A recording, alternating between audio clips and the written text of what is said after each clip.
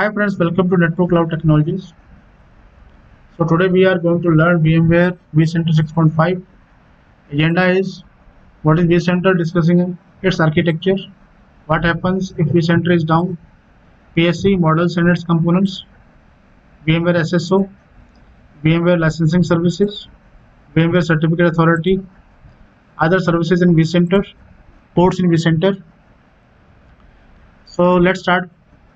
What is vCenter? So vCenter, it's a central point of management to manage all the SXA hosts and the virtual machines connected in a network. To understand, let us look into the diagram. So here VMware vSphere client or VMware vSphere web client are there. vCenter server is there, and this vCenter server, it is managing virtual machines which are lying on the SXA host, and it also manages your data store. So apart from that, using vCenter, we can also manage virtual networking like the standard switches, distributed switches, NIC timing, network policies, etc. Now vCenter server, it also contains services and modules like inventory database, vCenter server service, vSphere web client, etc. It has advanced features like vMotion, means migration of virtual machines from one SXA host to the other SXA host. SVMotion means storage vMotion. So it involves the migration of VMDKs from one data store to another data store. DRS, distributed resource scheduler, storage DRS, HAFT, etc. So we can configure alarms to get alerts for resource crunch or overutilization of the resources. Now about vCenter installation. So vCenter, it can be installed as the application on the Windows machine or Windows operating system, or as a Linux based appliance. So as appliance, it is available as OVF, means open virtualization format. So now talking about the communication between SXA host and the vCenter. So first of all, let's understand the diagram. So there are three components that are present in the diagram. So it is a vSphere client or vSphere web client, vCenter server is there, and SXA host is there. Now there are some other components also like VPXD, VPXA, and hostd. Now VPXD, it's a process, or we can say it's a daemon. So this VPXD daemon, it is or process, it presents in the vCenter server. And now when this SXA host, it is added in the vCenter, so at the time of addition, VPXA client, it gets installed and started on the SXA host. And talking about the hostd, so it's also a process or daemon which is present in the SXA host. So this hostd process, so it is aware of all the virtual machines that are registered on the SXA host and all the data store that are visible to this SXA host. And apart from that, the major services that it provides, that is the creating, migrating, and powering on the virtual machine. Now how the communication happens? So when we send some command from the vSphere web client or vSphere client to the vCenter, then that command, it goes to the VPXD, and VPXD, it passes that command to the VPXA, and VPXA, it passes that command to the hostd process. So in this way, the communication happens between the SXA host and the vCenter. Now in the continuation, now when we put some command or give some command from the vSphere client to the vCenter server, and further the vCenter server passes that command to the VPXA and hostd process, means SXA host. So in that case, the vCenter database, it automatically gets updated. Now what is vCenter database? So basically it's the inventory service or inventory. It automatically gets updated. And when we directly communicate with the SXA host, in that case, the VMware vCenter database, it is not updated. Now what happens when vCenter is down? vMotion, it will not work. Storage vMotion, it will not work. DRS, it will not work with it because it involves vMotion. Virtual machines cannot be cloned. We cannot deploy virtual machines from template. No centralized authentication because the vCenter is down, so SSO will not be there. So no centralized authentication and role-based administration of the SXA is present there. Patching, it cannot be done because vSphere Update Manager is available only with the vCenter, and it also involves migration of virtual machines from the host that is to be patched or maintained or under maintenance mode to another one. Now, some function will work partially or fully. Like virtual machines, they are lying on the SXI host. So virtual machines they will work. Standard switch, it is created on the SXI host, so it will work. Changes can be done. HA, FT, VDS, because these are the features of the vCenter, so they will partially work. We cannot make or change the configurations. So HA it will continue to work, but we cannot change the configuration. Fault tolerance it will continue to work, but no new secondary will be created in case of failure.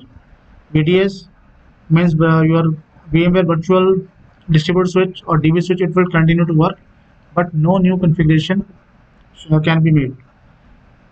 Snapshot of the virtual machine it can only be taken by connecting SXI host to the vSphere client.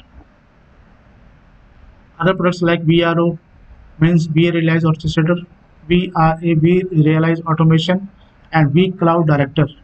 They will not work as they work with the vCenter only.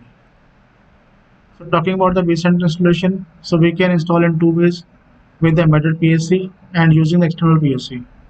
So vCenter can live with the embedded one, and vCenter it can work with the external PSC. Now there is a new word called PSC. So let us study about the PSC. So PSC it stands for the Platform Service Controller. Basically, it's the core component of the vCenter.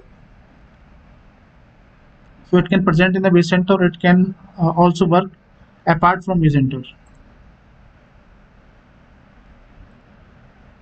So this component it is introduced in the vSphere 6.0, and we are also having this component in the 6.5 as well as 6.7.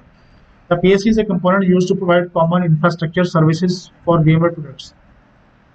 So common infrastructure services like SSO, single sign-on, licensing service, and certificate authority, and these are also the core components of the PSC. So PSC provides services for vCenter server, vSphere, and also for the VMware products that are associated or present in our vSphere environment. Now, for example, SSO, single sign-on, so it can be used to authenticate other VMware products like vRealize Orchestrator, vRealize Automation, etc. So we will discuss SSO in detail. Now PSC components. So there are three services or core components: VMware SSO, VMware Licensing Service, and VMware Certificate Authority. So now let us study one by one. So first of all, we will cover VMware SSO. Now what is VMware SSO? Basically, it's a single sign-on. So it allows a single user to access all the products. Means using a single user and password, one user it can access multiple SXI hosts. It can access data stores, and it can access VUM. So what the components are associated with your vSphere environment. So using single sign-on, it can access everything. So it and everything, and up to that much extent only, what the permissions are there. Single sign-on it can be shared to multiple vCenter instances or other VMware products such as vRealize Orchestrator, Automation, vCloud Networking, and Security, etc. Talking about the SSO, so it uses secure authentication service. So it's like a token exchange mechanism is there, which we call secure token exchange mechanism. So it also constructs internal security domain at the time of installation. Like it creates a vSphere.local domain, and from that local domain we can use users and groups for the authentication purposes. And it can also integrate it to the external directory service like AD. And now, so when the PSC component it is integrated with the Active Directory, in that case, what the users or groups are there, so it can also come in the VMware environment, and from there we can also assign the users and groups to access the vSphere environment. So authenticated users registered solution-based permissions and roles. So when the users are authenticated, then they can use the registered solution-based permissions or roles. So now before people, it's a screenshot of the login. So here, when we use the vSphere web client, So it comes like this. So here the username and password is there. So username, so it is like administrator at the rate vsphere.local. So vsphere.local, so it is the internal security domain that we are using here. And one more option is there, use Windows session authentication. So when we are integrated or our PSC component is integrated to the Active Directory, so in that case we can also use the Windows users as a part of authentication. And when the Windows user it will get the authentication, then it can also access the vSphere environment. Now how the SSO mechanism works. So in this diagram we are with the web browser. So it's a laptop and it is having web browser like your IE or Google Chrome or Mozilla Firefox, etc. Now vSphere Web Client is client services there, SSO services there, and vCenter server service and identity source is there. So vSphere Web Client, SSO service, and vCenter server service. So basically these are the components of the PSC or the vCenter. And identity source. So when we integrate our vSphere vCenter or our PSC with the AD or any other identity source, then in that case it would be there. So now how the communication happens or how these components work together. So first of all, using web browser, we put the username and password over there. So what the screen we have seen just seen earlier. So there we put username and password, and that username and password it is, so it goes to the vSphere web client service, and web client service it passes that SSO to the SSO and along with the SAML 2.0 token. Now SAML it is a security assertion markup language. Now SSO service,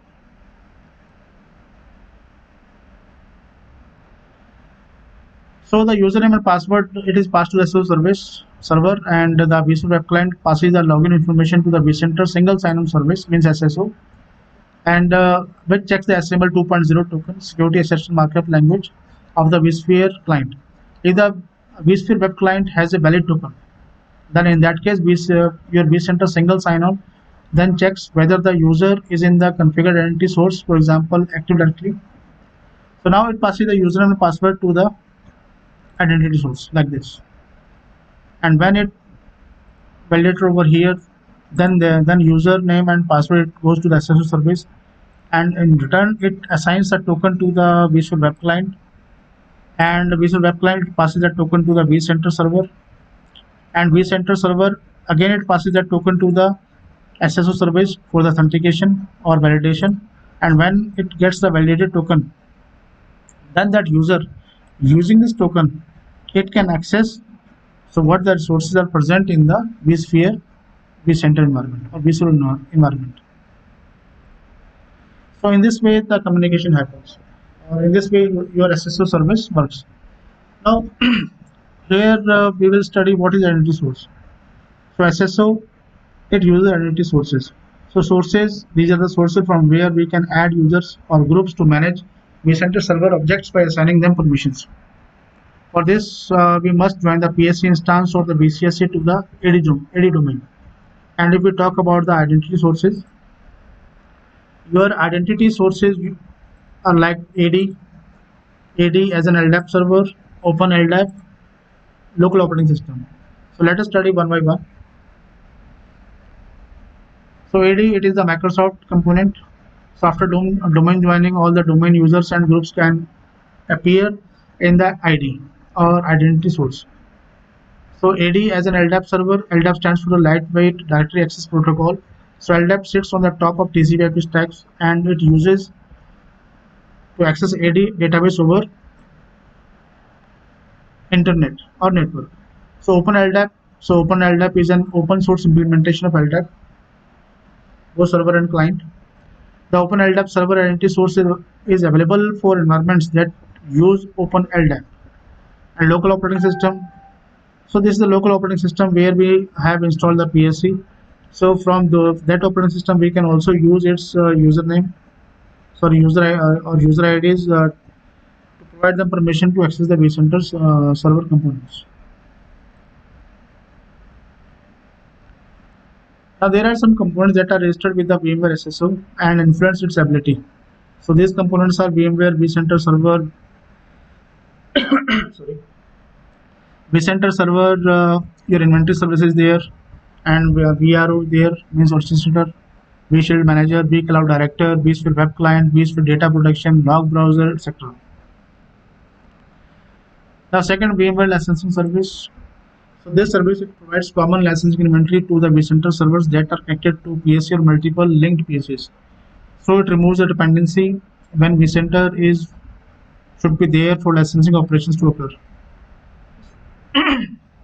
So when licensing information or inventory is there with the PSC, then there is no need of the vCenter uh, to store the licenses. So license information, it is replicated every 30 seconds by default between only those PSCs which are in the same SSO domain. So here it should be noted same SSO domain. So this is important when multiple vCenter servers are installed in a geographical wide environment. Now next is the VMware Certificate Authority or VMCA. So VMCA, it provides is a host with a signed certificate, and it uses SSL. So SSL, it stands for the Secure Socket Layer, a global standard security technology that enables encrypted communication between a web browser and a web server. So by default, the root certificate authority is VMCA for a SXI host. So this provisioning occurs when the SXI host is added to a vCenter server explicitly or as a part of SXI host installation process. So all the SXI host certificates are stored locally on the host. So SSL is used as we discussed earlier, and other services installed with vCenter. So first is the PostgreSQL. So PostgreSQL, this database is used by vCenter to store inventory instead of MySQL, Oracle, and Microsoft SQL. Scalability up to 2,000 hosts and 35,000 virtual machines. Amazing. And next is the vSphere web client. So the web client, it is used to connect to the vCenter by using a web browser. vSphere clients. So basically, it's a tool. Sorry. So vSphere clients, basically it's a tool that has to be installed on the Windows machine. And vSphere is a dump collector. So this is vCenter server support tool. We can configure SXI to save the VM kernel memory to a network server rather than to a disk. So when the system encounters a critical failure, the VM kernel memory is saved to the network location, and SXI dump collector, it collects such memory dumps over the network. Now next is the VMware vSphere syslog collector. So the vCenter server on the Windows support tool that enables network logging and combining of logs from multiple hosts. So you can use vSphere syslog collector to direct SXI system logs to a server on the network, rather than storing these logs onto the local disk.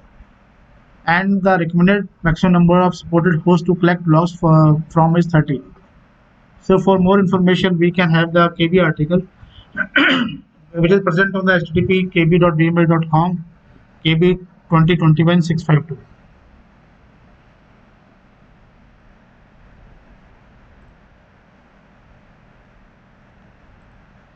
Now next is the vSphere auto deploy. So vSphere auto deploy, the vCenter server support tool. So basically, it's a tool that can provision hundreds of physical hosts with SXI software. So here we have to specify the image and deploy the host to provision with that image.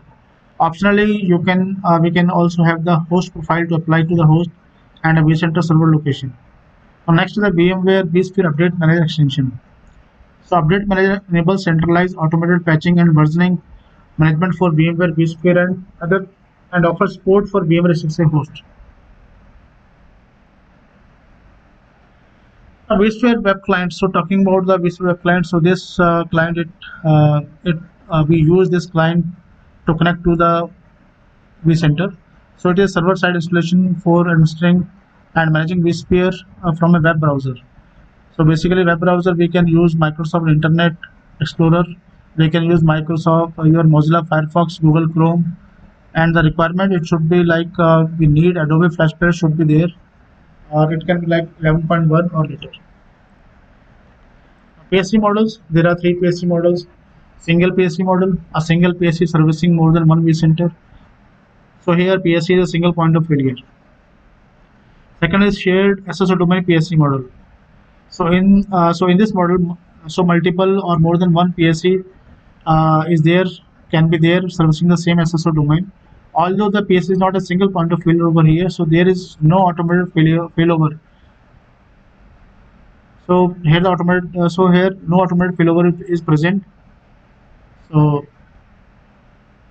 we can have to redirect the PSC to the vCenter manually. So the PSC can be different, can be from the different SSO sites. The PSC behind a load balancer. So here we can go with the third party load balancer or the NSX Edge. So here the more than one PSC servicing PSCs are present to service the same SSO domain and the same SSO site. So no single point of failure at the PSC layer. So whenever one PSC goes down or fails, then the load balancer it redirects or it will redirect future request to the servicing PSC node.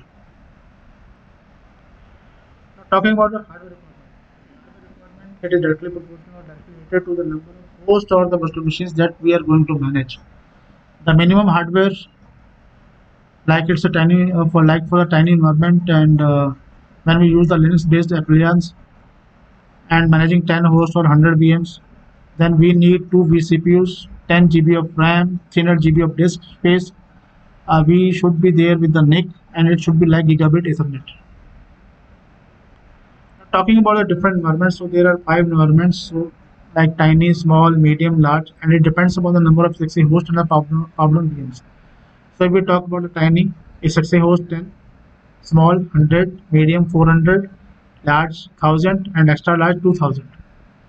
And if we talk about the virtual machines or powered virtual machines, then tiny 100, small 1000, medium 4000, and large 10,000. And here in the extra large, it should be like 35,000. So depending upon the environment, we have to use the number of we have to choose the number of 4 CPUs as well as the RAM and the storage in GBs. So if ESXi host is more than 512 LUNs and it is using the 2048 pass to the VCSA, then we have to deploy VCSA for the large or the extra large environment. Next is the storage requirement for the VCSA and the PSC. So your storage requirement depends upon the number of hosts. Now, for example, if I talk about the medium environment where we are with up to 200 hosts. Now, for example, if there are from 1 to 200, then we have to go with the 425. If there are 200 to 300 hosts, means we are lying somewhere in the middle, then we should use 925 GB of storage space. And when we are very near to 400 or almost we are with the 400 hosts, then we should use the 1805 GB of the hard disk or storage. Now, VCSA basically it's a virtual machine with the Linux based appliance. So this kind of virtual machine or VCSA, it can be placed or it can be hosted on the VMware ESXi 5.5 and later.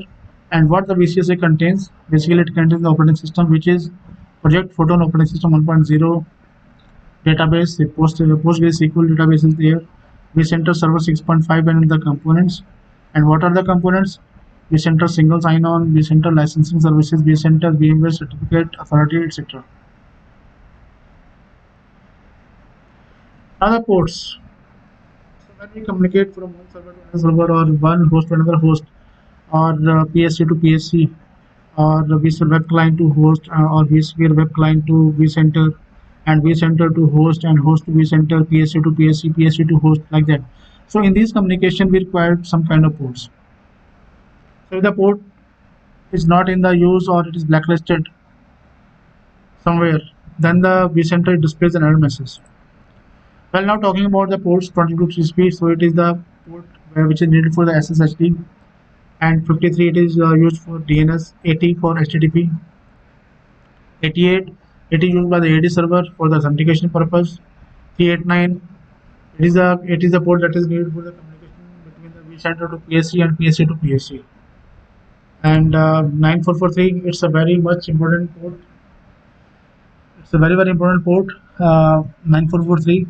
So this port is required to communicate from your web browser to the vSphere web client, or we can say vSphere web client to the vCenter. 443 this port is required to communicate for the communication between the vSphere client and the vCenter, and further vCenter to vCenter, vCenter to PSC, and PSC to vCenter. 514 This port it is read by the syslog collector. 636, it is used for the single sign-on LDAPs for backward compatibility with vSphere 6.0 only. And 902 port, it is very much important port. So it sends data to the managed host, means for the communication between the vCenter to the host, SXA host, 902 port is required. And apart from that, your SXA host, they sends the regular heartbeat to the vCenter system also. So to from the vCenter to SXA host and vCenter and your host to vCenter, this port is needed.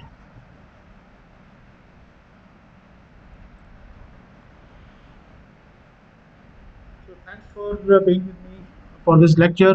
Now in the upcoming lecture, we will study PSC deployment model, PSC deployment type, and also some practical is there like deploying vCenter with embedded PSC. So how to deploy your vCenter with the embedded PSC. So that we will learn in the upcoming next lecture. So thank you so much. Bye bye.